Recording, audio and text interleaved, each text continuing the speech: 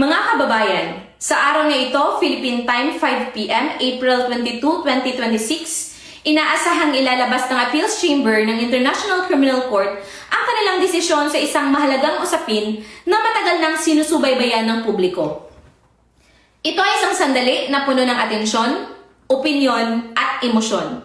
Ngunit higit sa lahat, ito ay isang paalala na sa gitna ng lahat ng ito, ang usapin ay hindi dapat lumihis sa pinakamahalagang tanong.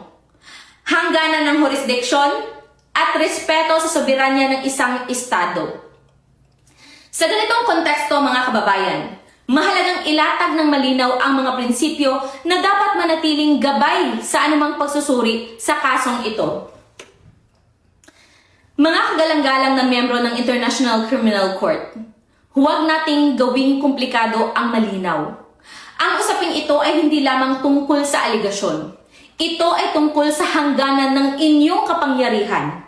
At kung handa ba itong igalang alinsunod sa sarili ninyong legal na pamantayan.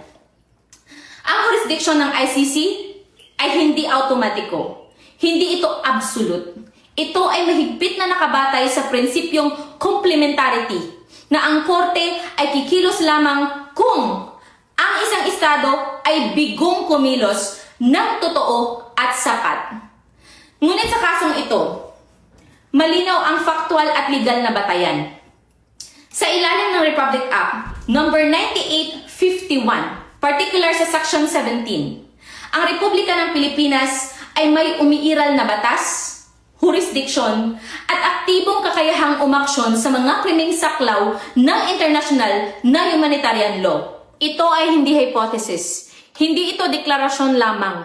Ito ay gumaganang legal system na nagbibigay ng domestic venue para sa investigasyon at pag-usig. Kaya't ang pangunahing tanong ay hindi nakasentro sa presensya ng aligasyon. Ang tanong ay malinaw at juridikal. Kung may umiiral na batas, kung may gumaganang sistema, at kung may estadong kumikilos, saang eksaktong batayan ninyo inaangkin ang jurisdiksyon?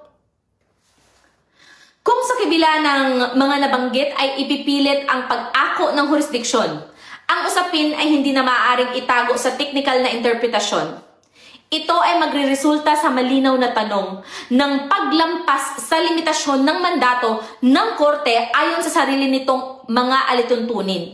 At narito ang isang paalala na may bigat sa konteksto ng kapangyarihang juridikal. Leviticus chapter 19 verse 15, it says there, "Ye shall do no unrighteous in judgment. Dili ka magbuhat og pagkadili matarong sa paghukom. Thou shalt not respect the person of the poor. Dili ka magpasulabi sa kabus, nor honor the person of the mighty. Ni palabihon mo ang tawo nga gamhanan, but in righteousness shalt thou judge thy neighbor. Kung dili sa pagkamatarong maghukom ka sa imong isig katawo." Ang talatang ito mga kababayan ay hindi lamang moral na babala. Ito ay paalala na ang kapangyarihang magpasya kapag lumampas sa tamang hangganan ay nagiging instrumento ng potensyal na kawalan ng katarungan. Judgment must stay within fairness and truth, not influenced by status, politics, or pressure. It emphasizes strict boundaries in decision-making. Isa ring paalala ang isinaad ng Psalm chapter 82 Verse 2 mga kababayan, it says there, "How long will you judge unjustly and accept the persons of the wicked? Hangtod anus aba magahukom kamo nga walay katulid o palabihon ang pagkatawo sa mga daotan?" What does this mean? This is a direct rebuke to judges or authorities who issue decisions beyond fairness or proper basis. Strong accountability language mga kababayan. So, hindi sapat na may kapangyarihan.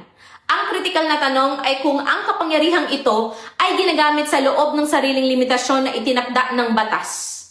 Ang ICC ay itinatag bilang huling hantungan ng hustisya, hindi bilang pamalit sa isang umiiral at gumaganang sistemang pambansa. Kapag ito ay binaliwala, ang issue ay hindi lamang jurisdiction mga kababayan, kundi ang integridad ng institusyon mismo. Kaya't ang hamon ay mananatiling malinaw. Igalang ang sariling prinsipyo ng complementarity. Kilalanin ang umiiral na domestic legal system ng Pilipinas. At huwag akuin ang jurisdiksyon kung wala ang legal na batayan nito, mga taga-ICC. Sa huli, ang sukatan ng hustisya ay hindi nasusukat sa lawak ng saklaw nito, kundi sa katapatan nito sa sariling hangganan. Ating tandaan, mga taga-ICC, this warning against overstepping rightful boundaries. Proverbs chapter 22 verse 28. Do not remove the ancient boundary stone set up by your ancestors. Ayaw pagbalhina ang karaan nga muhon sa yuta nga gibutang sa imong mga amahan. A principle of respecting established limits, often interpreted as warning against overreach and altering established order or boundaries unjustly. Maraming salamat.